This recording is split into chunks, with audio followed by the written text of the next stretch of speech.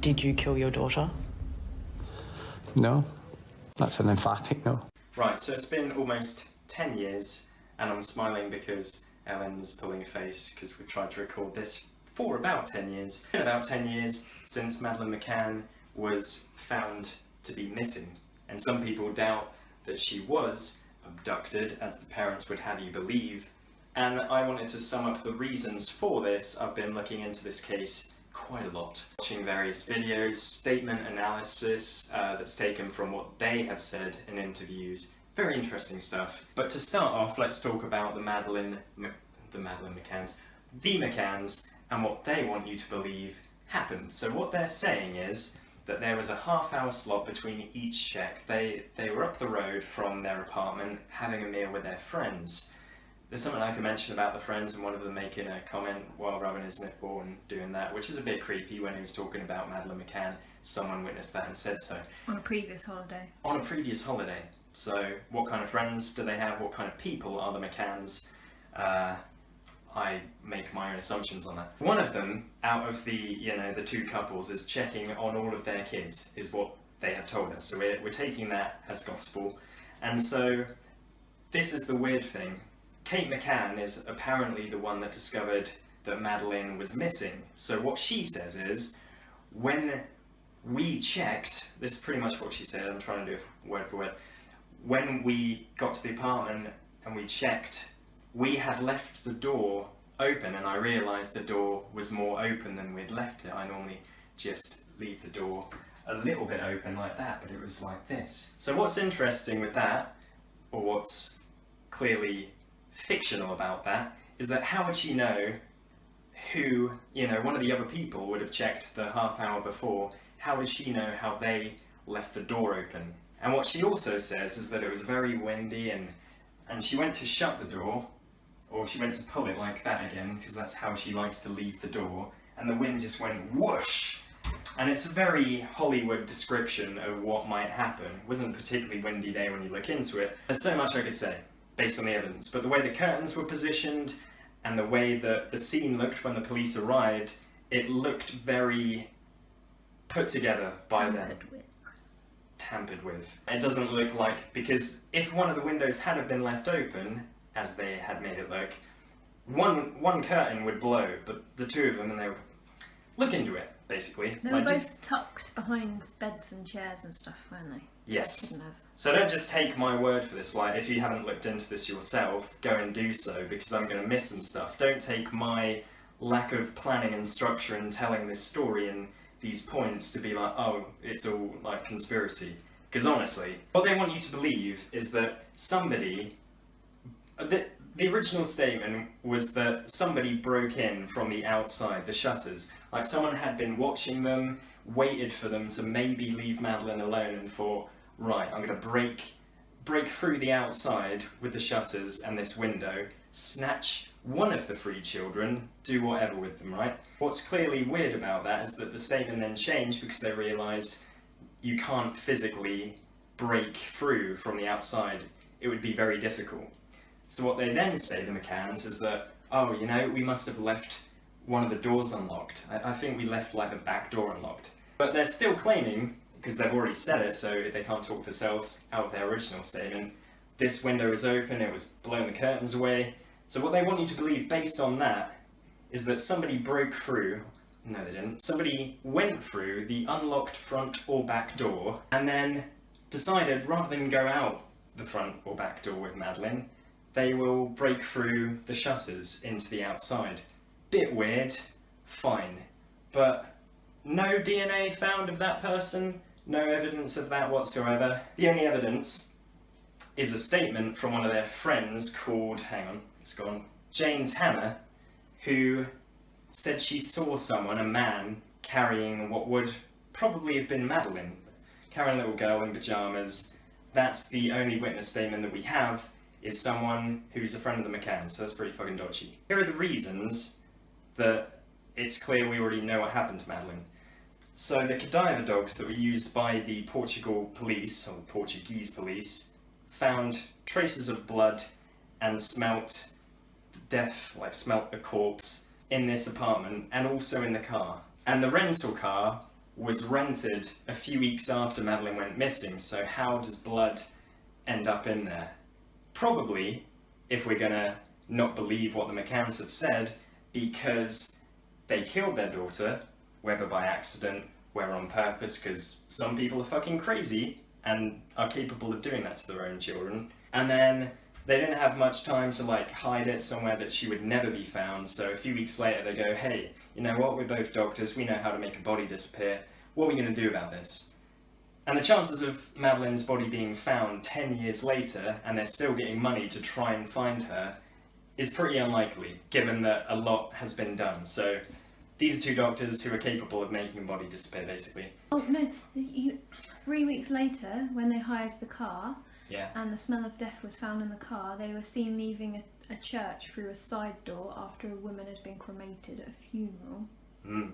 Another thing that, like, if you disregard any of that and just watch these people in interviews, they don't talk about Madeleine like they are, like, desperate to find her. It's like they've made peace with the fact that they know she's fucking dead. They know she ain't coming back. They're not like, please, while we're on TV here, whoever's got Madeleine, please just give that. Like, that's a normal human being who's just left their daughter. These two are like, people are saying we did it. Honestly, if you watch this video, I'm going to link it below on statement analysis. It's very interesting to tell when they are fictitiously bringing to mind what they want you to believe and what their brain can't help but to reveal as truth.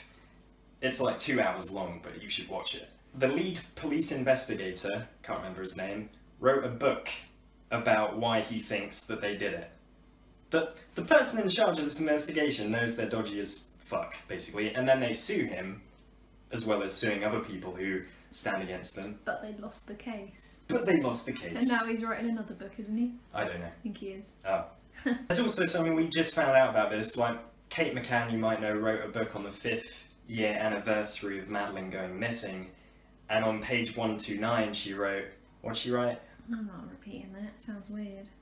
She asked Gerry, this is the context of what she's saying, she asked Gerry, do you ever have like dreams or visions of what's happened to Maddie? And her words, I'm pretty sure we just read this, were, I picture her perfect genitals being torn apart. That's a weird thing to say in general, let alone that you're a suspect in this case. You just watch these two in interviews, and there's something about them, like there's times when Kate is asked questions, whether by Oprah or whoever has interviewed them over the past, and Gerry just gives her like a stern look, like, don't fuck up, don't fucking slip up here. He's controlling her, what she says. He looks creepy as hell though, I'm just saying, like, I might get sued for making this video, but I don't have any money, guys. Don't sue me. I have never heard before that anyone considers us suspects in this, and the Portuguese police certainly don't. And without getting into too much detail about the circumstances, we were with a large group of people, and you know, there is absolutely no way Kate and I are involved in this abduction. The statement changing, I think, is one of the keys, is just like, yeah, well, shit, they can't break in through the shutters, well, we must have left one of the doors open then. And Kate, I think she was asked either 48 or 49 questions by the police, and she was just like, no comment, no comment. Then 3 days later, they have a representative who is also used to portray David Cameron, who I didn't like very much as a Prime Minister for Britain, to represent them. Like, why would you do that? You're innocent. Hey, we need like some dodgy government hide-up guy to represent us and answer questions for us. We need a lawyer immediately before we speak to the police. The only question she answered out of the 48 questions was something like, do you know that by not answering these questions you could be harming the investigation into the disappearance of your daughter? And she said, if that's what the investigation thinks, or something along those lines. Guilty people don't want to speak though. Like, if that was anyone else, they go, yeah, I don't care. Yeah, fine, you might think I did it because we're closely linked and you haven't found anyone who did this yet, but I'll do whatever it takes. I'll answer your questions. I'll tell you what I saw when I walked into the room. But she didn't do that because she's afraid. She told you, why didn't you come up the night before while she and Sean were crying? Why didn't you decide that evening to take them with you? Well, the thing is, Sandra, I mean, it was a passing remark. I mean, it was, you know, Madeleine just said, where were you when Sean and I cried? And we thought, it's one of those where you think, was that kind of maybe when they were getting the bath, or, you know, 'cause sometimes sort of that time of night, if they're a bit tired, they cry a little bit. Because I thought, well, we were checking so regularly that I thought, if she'd woken up, that obviously means that she'd fallen back asleep again very quickly. You know, and obviously at that point you're thinking, if someone's woken up, you know, they've just woken up, you never, for a million years, and I'm sure everyone can appreciate, you would not for 1 minute think that somebody had tried to take her out of the bedroom, you know. But so you didn't wonder any time that well, you I mean, could I then take said them to with her, and you? obviously then I said to her, you know, what do you mean, Madeleine, when was this? And she dropped it. She started playing with something, so it was just a passing remark. And to be fair, hindsight is a wonderful thing, you know. You know, I mean, if what happened hadn't happened, then that comment would never have passed through my head again. It was only because what happened that suddenly you're thinking of everything, you think, was that relevant? And that's why I mentioned that to the police, in case it was significant. Another very interesting thing, I think this was a 2011 interview. Gerry and Kate together were asked, but I think it was more directed at Gerry because he responded. He was asked, did you kill your daughter?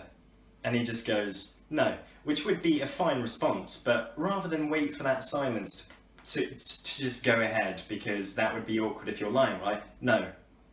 Like, you can give yourself away if you don't say anything, like your eyes, your body language. So he goes, no. That's an emphatic no, by the way. It's absolutely ridiculous. And he speaks about 4 paragraphs of things. What? And when he's on it, this is on a different interview, isn't it, where he starts scratching his ear? Yeah, yeah. Well, a lot of people have said, I'm itching myself now, what am I hiding? A lot of people have said that Gerry is very good at speaking, and he is. But when he's asked a question that would require a lie if he is lying, suddenly he'll, you know, well, I don't know. Just a minute, we're wrapping up here, but honestly, after this video, go watch more if you still think that they're innocent or believe their story. Narrative in speaking. Yeah, that was my last point. I kind of said it already, but the way that they speak is so, it just feels so rehearsed and so like dramatic storytelling rather than real life. Just dodgy. What are your thoughts? Do you think that they're telling the truth? If you do, why do you think no evidence was ever found of someone breaking in? Do you think it's a bit weird that the witness, the only witness, is one of their friends? Fuck, man. Fuck. One more thing as well is nobody can really say for sure, except for what their friends are saying, when Maddie was actually last seen alive. Yes, that is true as well. Mm-hmm. Gives them a bit of time to go, what the fuck are we going to do? Our daughter's dead, we, you know, left her on sleeping pills, she overdosed. Something happened, maybe they did it on purpose, out of anger, maybe Gerry's got a really dark side, looks like he could, I don't know. All speculation, but that is true. They could have gone, well, no one knows she's missing, right? We just killed her in the hotel room.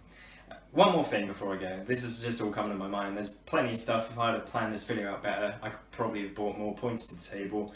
But the cleaner of the apartment, or the hotel, was interviewed as well, obviously, because they went around and said, do you know anything about what happened this night? Did you hear anything? She said, well, the day before this happened, I heard crying coming from that room. And it sounded like it would have been a girl who was like 3, or I can't remember if Madeleine is 3 or 4 when she was 3, but nearly 4. Again, like, why was she crying? And just look into it, seriously. It's a fucking dodge.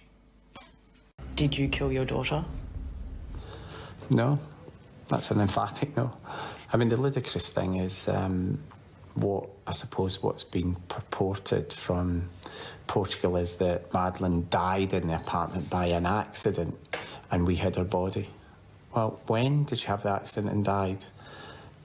Because the only time she was left unattended was when we were at dinner. So if she died then, how could we have disposed or hidden her body, you know, when there was an immediate threat? It's just nonsense. So, and if she died when we were in the apartment or fell and did something, why would we cover that up? And that gets even more ludicrous, that we've obviously hidden her somewhere incredibly well, where nobody's found her. Incredibly and we hid her well. so well that we then decided we'd move her in the car, which we hired weeks later. And, you know, it's just ridiculous.